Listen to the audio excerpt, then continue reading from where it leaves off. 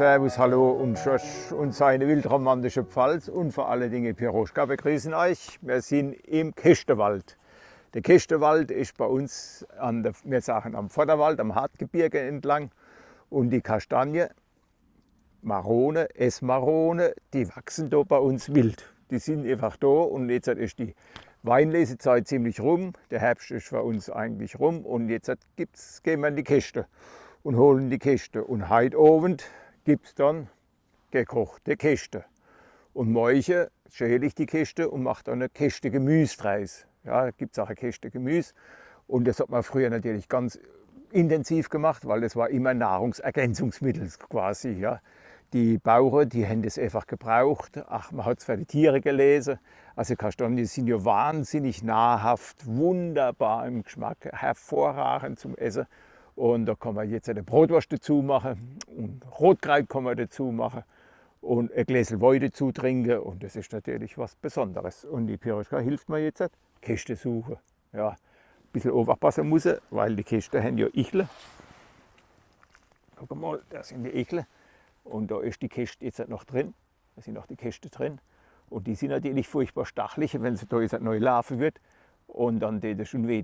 Aber ach, die Hunde gewöhnen sich an so etwas.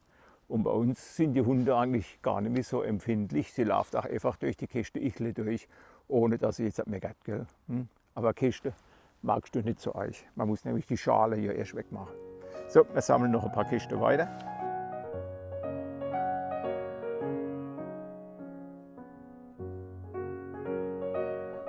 So, und da ich ja jetzt im Wald bin, Käste sammle, hätte ich noch ein kleines Gedichtel, was zu der Käste vielleicht nicht so passt, aber zu der Pelzer passt, zu der Pelzerkäste. Ne? Willst du wissen, wie ein Pelzer, so ein rechter Alleswälzer, im Gemiet beschaffen ist? Komm, ich will das explizieren und ich will das illustrieren, wie ein echter Pelzer ist. Guck, ein Pelzer, der ist witzig, kniffig, piffig, flink und hitzig, kreuzfidel und geradeaus, dorstig, borstig, uverdrossen, voller Leben, voller Busse, couragiert bis dort hinaus.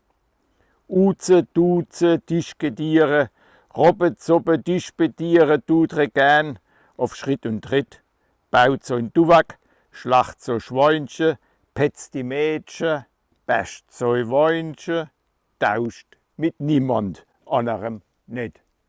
Das sind die Pelzer. Da gehöre ich dazu, wenn ihr von da. Ala, Schorsch und seine wildromantische Pfalz. Wie tue ich das jetzt hier? Ich weiß es nicht. Schorsch und seine wildromantische Pfalz. Ich wünsche dir alles Gute. Bis zum nächsten Mal aus dem Pelzer Kästewald. Piroschka und ich. Wir suchen noch ein paar Käste. Heute oben werden die gekocht wie Pellkartoffel. So mag sie ich gern. Einfach gekocht, dann werden sie geschält. Und dann gibt es ein Gläschen neuen Wein dazu. Der ist jetzt so richtig schön weiß und trocken. Und das liebe ich. Und das ist heute oben mein Essen und mein Trinken. Davon ernähre ich mich heute. Alles Gute, bis zum nächsten Mal. Schorsch und seine wildromantische Pfalz. Piroschka, wir suchen weiter.